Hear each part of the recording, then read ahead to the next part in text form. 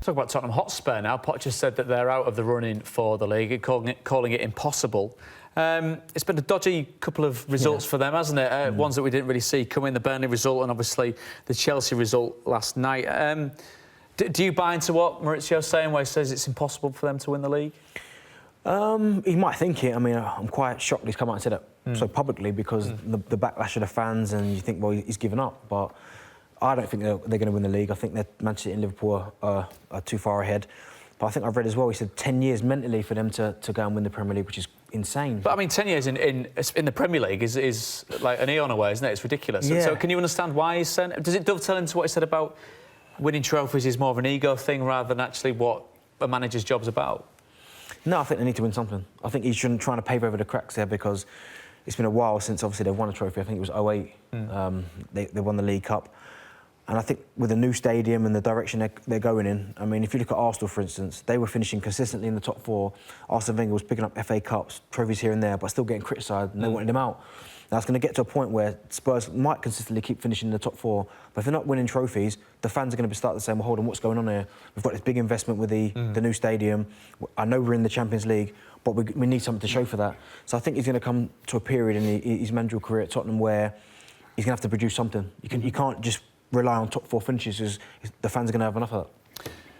Going back to what Darren said there, Gary, about it being 10 years, I mean, it's a strange thing to put out there, don't you think? I mean, where a player is in 10 years' time, I mean, you might as well ask them where they are in 50 years' time, because it can change so much. And a manager being there for that length of time, it's not really, in this day and age, it's not really the norm, is it? No, I think what would be interesting for me is to try and look insightfully into his comments and see, is he saying that the team is 10 years away from, or their current position is 10 years away from winning the title?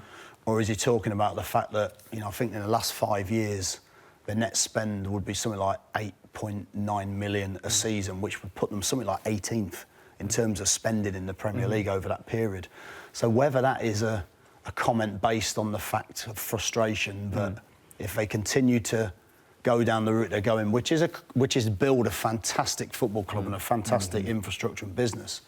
But from his point of view, is he saying that the way they're going, that's never going to win the league because they're simply not spending enough money? I think they're going to start to lose players if they're going to continue, as Gary was saying, that road.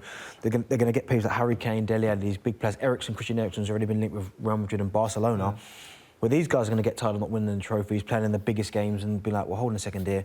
To further my development, my career, I might have to leave, and it's going to be sad, because I like to see Spurs do well, but at the same time, they need to start pushing forward. Is that the irony of what perhaps he said when it came to trophies, when you look at his position as a manager now, a young manager now, but you look at, like you say, Harry Kane and Dele Alli, players that you get the feeling that want to look back and say, yes, I was a revered footballer, but also look at my trophy cabinet. There's so many things in there that I was so happy that I won. Yeah, and I'm sure they'd like that to be at Spurs, win these trophies at Spurs, and I think they're capable of winning a trophy, whether that be a League Cup or an FA Cup or something, just some kind of trophy. They're more than capable of doing that.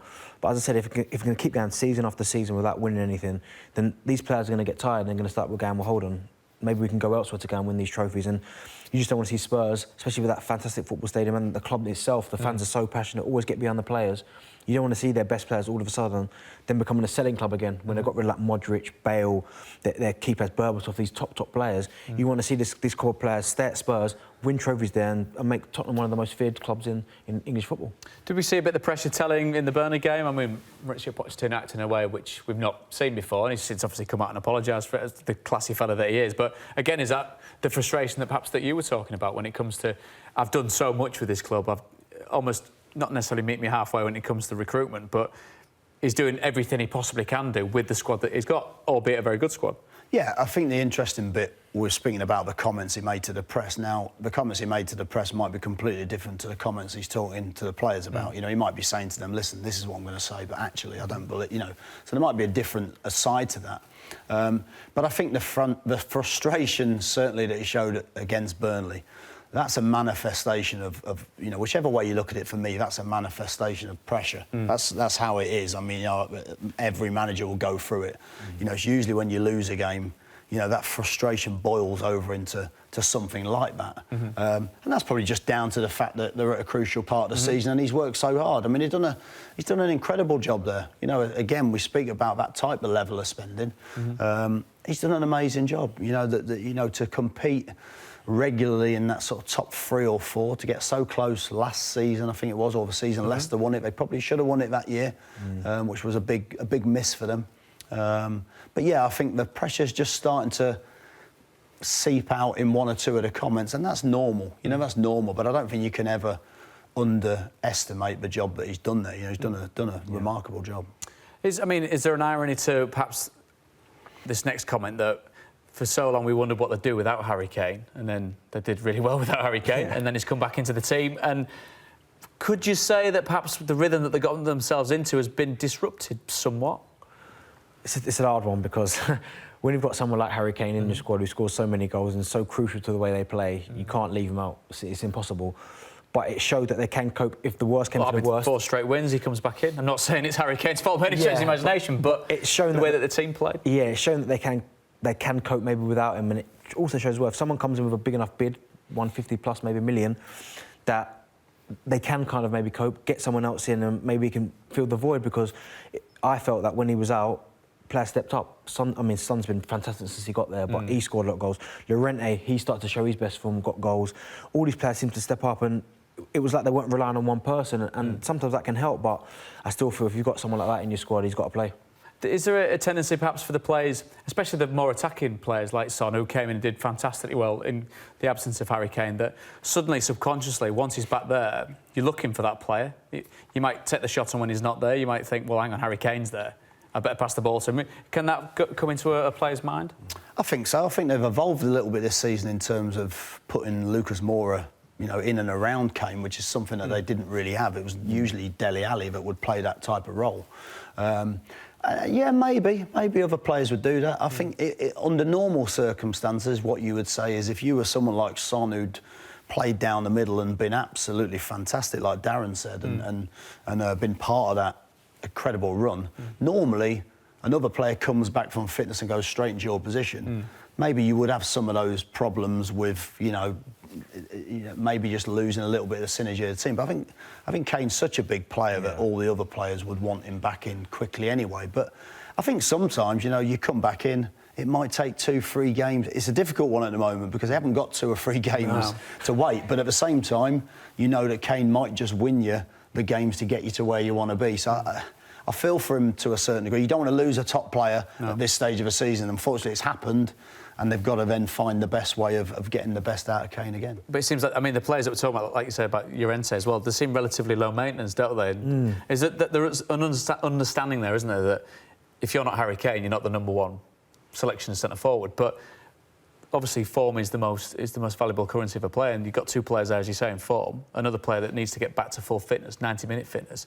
You could see, from a striker's point of view, you might be slightly, not begrudging, because Son doesn't strike me as someone who's going to throw his toys out his pram, neither does Fernando Llorente. So, but there must be something inside. I think, well, his Golden Boy's back, so that means I must get either shunted out to the right or the left, or just get on with it. For Son, I don't think he's a natural centre forward, so he'll play wide, so that's not so much the issue with him. But with Llorente, I know where he's come from. I've been there. Do you know what I mean? Where even though you can play as well as you can, score as many goals as you can, but once this guy's fit, he's getting. That must be tremendously frustrating, especially for a striker when we expect you to come on the pitch, score as a goal, and be in your rhythm straight away. It's the toughest part of the pitch. Yeah, it's tough, and as I said, it's difficult because you know full well the main guy's out, for instance, you're training really well, you're playing the games, you're scoring the goals, but at the back of mind, you just know the moment he comes back, he's going straight back in the team. But there's nothing you can really do about it, to be fair. All you can keep doing is keep playing, keep training, and hope something breaks for you. You might get to a situation where you do really well, score a lot of goals, he comes back, end of the season, because you've done that well, you can have 1 or 2 more suitors for him, and Llorente might do that because I think Llorente's a really good centre forward, but we've not seen the best of him at Spurs because he's played second fiddle to Harry Kane for so long. So you're never ever going to see the Llorente that was at Swansea at Tottenham Hotspur because he don't get enough game time. As a manager, that must be a tricky situation to manage, knowing that the star man's on his way back and you want him in the side. But to maintain the equilibrium of the team, you need to make sure that everyone knows the place, everyone knows the value, surely. Yeah, and I think that's always been an issue for Tottenham over the last couple of seasons, hasn't it? But because Kane's been such a top player and he's so resilient, he's played virtually every week, which is unusual at that level of performance also.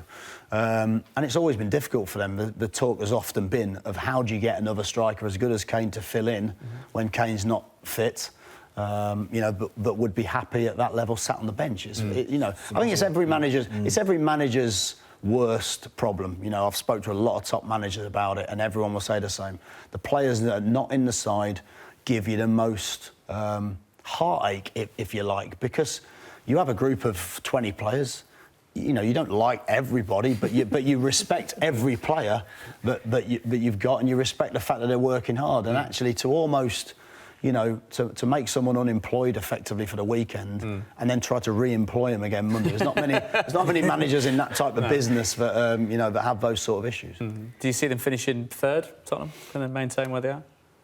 I think this weekend's game is going to be incredibly crucial for them. Local rivals, Arsenal. They can go away from Arsenal, or Arsenal can be, I think, a point away from them. If they can win this game, then I see them finishing third, most definitely. Darren, what about you? Yeah, I agree. I think this weekend's key. But if they was to get beat, and obviously Chelsea win their couple of games and then their game in hand and stuff, they're right on their tails as well, so it's going to be difficult. But it's a toughie. I think they're finishing the top four. Yeah. Whether it's third or fourth, I'm not quite sure. We're going to come on to Chelsea in a little bit of depth in the final part. But, as it stands now, do we envisage that being the finished Premier League table? Yeah, I think so. I think if you look at Arsenal, Man United and Chelsea, I think they could change positions potentially. I still believe that Man United could end up finishing fourth. But I think those top three, not only are they probably the strongest teams overall this season, in my opinion. But they're also, in some ways, the most stable as well. You can see them continuing the results. And I think that's how the top three will finish. Do you think that there'll be top four like that? North London in 3 and 4? Yeah, I'm not sure if it's Tottenham or Arsenal, but it'll be one of them two.